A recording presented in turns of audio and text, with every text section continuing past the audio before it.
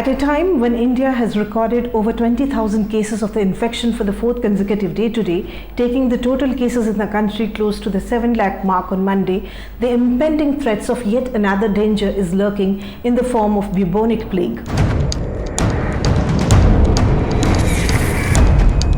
China has warned of a suspected case of bubonic plague by a hospital in Wayanur, and the local health authority announced that the warning period will continue until the end of 2020. On July 1, the state-run Xinhua news agency said that the 2 suspected cases of bubonic plague reported in Khod province in western Mongolia have been confirmed by lab test results. Reports of an emergent viral infection transmitted from pigs in China also dominated the news last week. It was reported that a new strain of H1N1, also known as swine flu, had started infecting workers, and the scientists have recommended that it must be controlled with a great deal of urgency, as it had the potential of becoming yet another pandemic. The alert forbids the hunting and eating of animals that could carry plague and asks the public to report any suspected cases of plague or fever with no clear causes, and to report any sick or dead marmots. The bubonic plague, known as the Black Death in the Middle Ages, is a highly infectious and often fatal disease that is spread mostly by rodents. Plague cases are not uncommon in China, but outbreaks have become increasingly rare. From 2009 to 2018, China reported 26 cases and 11 deaths. Coming back to novel coronavirus, in a latest report, hundreds of scientists have said that NCOV is airborne and the virus spreads in smaller particles in the air and can infect people. They have called for revision of guidelines from the WHO.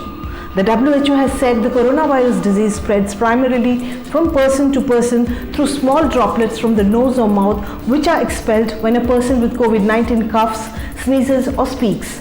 In an open letter to WHO, 239 scientists in 32 countries outlined the evidence showing smaller particles can infect people, the New York Times had reported. Whether carried by large droplets that zoom through the air after sneeze or by much smaller exhaled droplets that may glide the length of a room, the coronavirus is borne through air and can infect people when inhaled, the scientists had said. However, the health agency said the evidence for the virus being airborne was not convincing, according to the New York Times report. In this context, it's important enough to make wearing masks mandatory and penalizing those who are not wearing or taking things lightly. It was shocking enough to know that India went past Russia on Sunday to become the 3rd worst hit nation by the COVID-19 pandemic. Only the US and Brazil are ahead of India in terms of total coronavirus infections. According to the Monday morning update of the Union Health Ministry, a single-day jump of 24,248 COVID-19 cases pushed India's tally to 6,97,413. With a steady rise, the number of recoveries stands at 4,24,432 in the country, while 1 patient has migrated. There are 2,53,287 active coronavirus cases in the country today. According to the ICMR, a total of 99,69,662 samples were tested for the disease in the country till July 5, with 1,80,596 just on Sunday. The states that have more than 10,000 cases include Gujarat, Rajasthan, Madhya Pradesh, West Bengal, Haryana, Karnataka, Andhra Pradesh, Telangana and Bihar. Odisha at 9,000 plus today is fast moving towards crossing the 10,000 mark. One of the comprehensive researchers, much appreciated for her work on COVID, Professor Shamika Ravi, today stated that while the old hotspots are reporting declining speed of infection, there are other states like Odisha, Assam, Jharkhand, UP, Bihar, which are reporting rising speed in cases.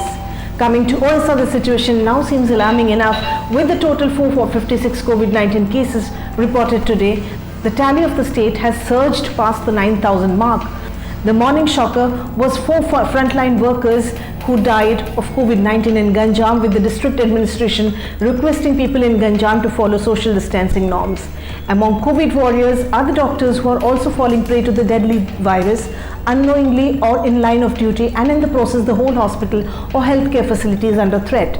In SCB Medical College and Hospital, 33 patients tested positive for the virus so far. On Sunday, 11 new cases were reported from the hospital, which includes 4 patients from isolation ward and 7 hospital staff. A child admitted to Sishu Bhavan Medical in Cuttack was also found positive for the virus on Sunday. Today, the largest pediatric hospital in Odisha, the Sishu Bhavan, has thus been closed in the OPD. Similarly, after the death of a COVID-19 patient in Rourkella's Ispat General Hospital, 3 doctors and a few staff of the hospital have been sent on a 14-day quarantine. While 8 doctors of AIIMS Bhubaneswar were earlier found COVID-19 positive, the director of the central government hospital on Sunday informed that 11 more people who tested positive for the virus are undergoing treatment.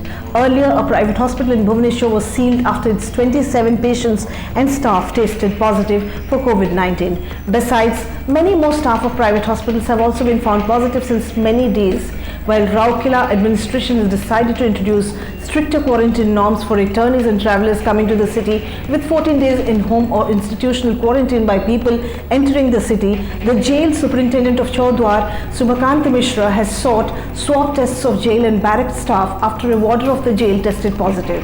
However, no status on prisoners being lodged in various jails has come to the fore so far. Puri is out of bounds for visitors till July 31st after 19 cases were reported in the district in the recent past. Cuttack Municipal Corporation has ordered a complete shutdown of the city till July 8. This is in addition to the 2-day weekend shutdown being implemented in over 15 districts of the state on Saturdays and Sundays.